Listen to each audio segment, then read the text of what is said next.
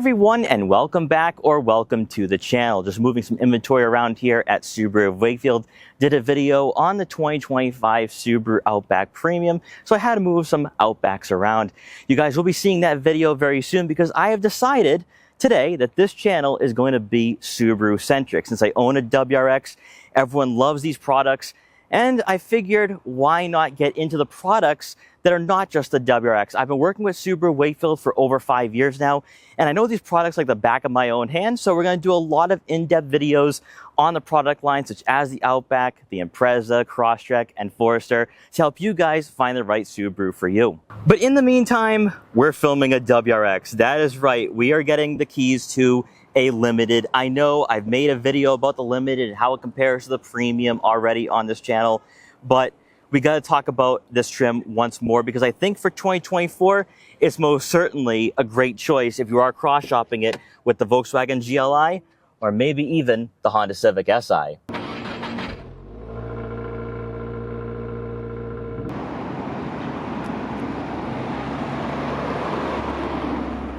Back when there was still snow on the ground, I came here at Subaru of Wakefield to compare the Premium, my Premium, to a Subaru WRX Limited. And I felt that the Premium, with the optional package with the Harman Kardon Premium audio system and the power moonroof, was the way to go, that the Premium is the best value.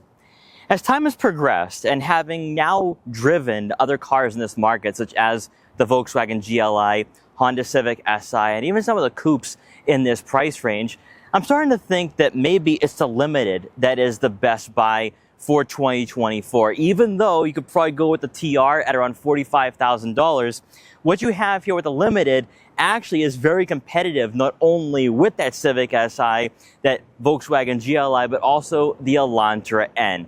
And today I want to take a more in-depth look with the Limited, not comparing it to the Premium at all, but rather seeing what it is offering at its price point and the features that it is providing. Now, before I get in this video, I want to give a huge shout out and thank you to my friends here at Subaru of Wakefield for letting me come down here to check out the WRX Limited once again. Their link will be in the description below, so you can check out their extensive Subaru inventory, including their plethora of WRXs on the lot as I speak. One of the strongest cases to buying a Subaru WRX at any price point, regardless of whether it's the base or the GT, is the fact that it's the only sedan in its segment that has all-wheel drive coming standard. But also, I think it's one of the only all-wheel drive sedans that has a manual, because if you want to go with an Audi S3, you're spending well over $50,000 and you don't get a manual option. And I have seen people in my comments saying, well, you could go with an Audi S3. I think I'll pass. I want my manual transmission. But a lot of people are comparing the Subaru WRX now to the GR Corolla, which I actually don't think is a great comparison at all.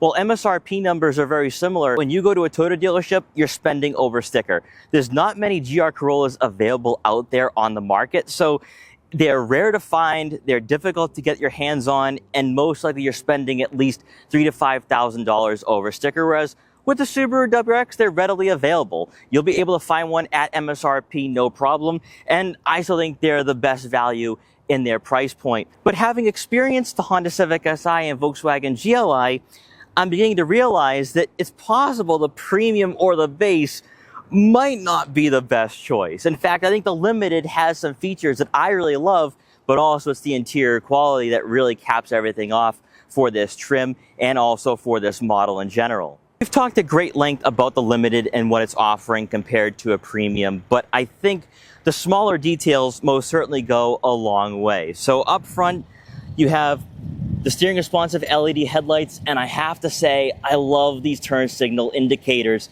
I miss not having that on my Premium.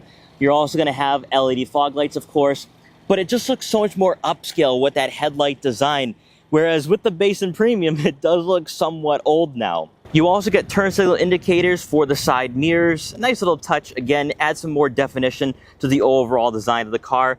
And just like with the Premium, these mirrors are heated. And then as you make your way around to the back, again, nothing different compared to the Premium. You still have the quad exhaust outlets and the subtle deck lid spoiler. Now, the argument for purchasing a TR or TS when that arrives probably late this year, early next year, is that you don't get the Brembo brakes. A lot of cars in this market, more specifically the Honda Civic Si, whereas the GLI has Golf R brakes, Not every car in this segment has the best braking system, although with the Brembos, that'll be very competitive what you have with the Elantra N. I would love to see the Brembo brake kit make its way to at least the Limited in future model years, but I do wish Subaru would offer that brake kit for every WRX owner for the VB. But it's the interior for the Limited that really has me questioning whether this is the trim to go with over a premium. Now, for myself, I get the opportunity to compare my Subaru WRX Premium to every single car in this segment that's brand new. Whether it is that SI, that Volkswagen GLI, I drove a Mazda Miata and GR86. So I have been able to see what those cars are offering at their price point. And I look at my WRX with the cloth seats and even some of the hard touch plastics on the dashboard, and I'm like, well, I could have gotten a higher quality upholstery in a competitor, such as the Elantra N, or I could have gotten some softer touch materials if I spent a little bit more money for the Limited. And that's what we have here in this car. I am not focused on the fact you get onboard navigation, the Harman Kardon premium audio system, or the power moonroof. In fact, I think the TR would probably be the better choice for me because I'm focusing on the performance, but also you get the Recaros. But if you don't want to spend $45,000 and you want a car that feels very similar to the Elantra N, gives you features that would be similar to a Volkswagen GLI, that's where going with the Limited would be the better choice, even though you are spending just a little bit more. However, you are getting all-wheel drive with that, and you're getting a better 6-speed manual compared to the Volkswagen GLI. With the Volkswagen GLI, if you are interested, I hate to break it to you, that 6-speed manual lacks all connectivity and engagement. Like, you have to go with the DSG for that sedan. Honda Civic Si is a bit of a different story, but again, only 200 horsepower. So you're missing out on that performance. You're missing out on that 0 to 60 time. And also you're missing out on the off-road capability with this WRX for the VB generation. But everything comes down to the smaller details. The fact that we have the ultra suede trim seats that give you a lot more grip and bolstering. They're more comfortable as well. And they would be on par with what you have with the Elantra. And also this is better than what you have with the cloth seats in the Honda Civic Si. And then of course the Volkswagen GLI has leather seats, which it's just going to come down to what your personal preference is. But I love the ultra suede trim. It just gives you more of that dynamic feel that you want to have in a car such as this.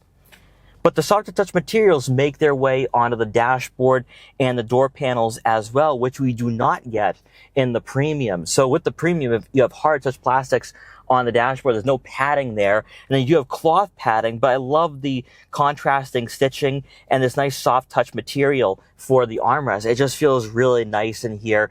And then also, of course, the steering wheel, with it being beefy for the 10 and 2 positions, but also the 9 and 3, feels really nice in the hands. The padding also continues along the center console as well, giving you additional comfort. Now, you could swap that into a Premium because Subaru does offer a lot of OEM parts that you can make your interior for the base and Premium feel more upscale and more like a Limited. But if you don't want to have to install that yourself or pay extra for the installation, just go with a Limited and you'll be happy. Now, of course, you are spending around $40,000, so you are spending a little extra compared to a Premium, but it might actually be worth it at the end of the day, just in regards to the interior quality and overall refinement.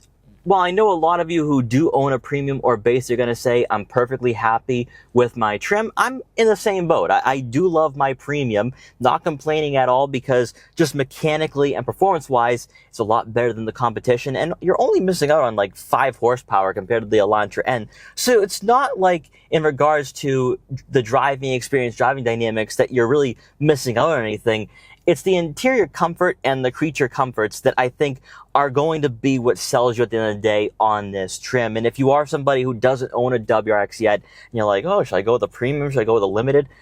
I would actually lean more towards the Limited. And it's, again, not because of the Harman Kardon premium audio system, which I wish I had on my Premium, or the power moonroof. I don't need that.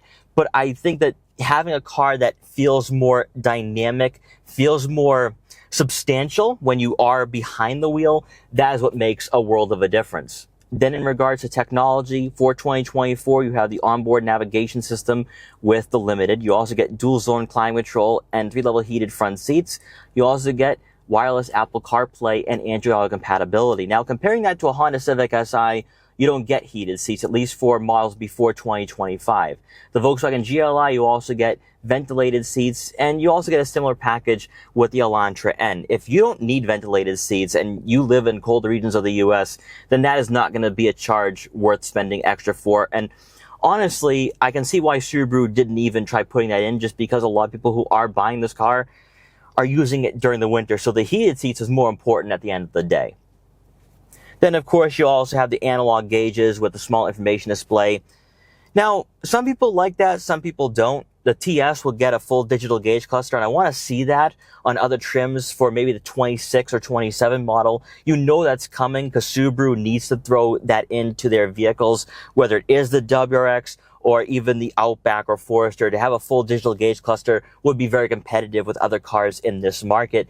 But if you are somebody who wants more of a tactile experience, you kind of have that here with the VB generation for 2024 or the 2022 to 2024 models. And then to wrap up the interior, again, is this gear shifter. So here at Subaru of Wakefield, they put in the STI short throw shifter in all of their WRXs, and it just feels so satisfying. And it does feel mechanical. I had a friend tell me that it feels very bolt action-like, and it does. It has a nice feel to it. You know exactly what gear you're in. And also, even though Subaru does have longer throws, even with the short throw shifter, it still feels pretty nice and satisfying. And then taking a look at the engine bay, one thing I've actually not discussed at all with the WRX, even in all the videos for my own premium, is the fact you do get struts. Now, with the Volkswagen GTI, you do not get that. So it's a small little touch that I think does go a long way. And that way, on a hot day like today, you're not burning your fingers when you open up this hood.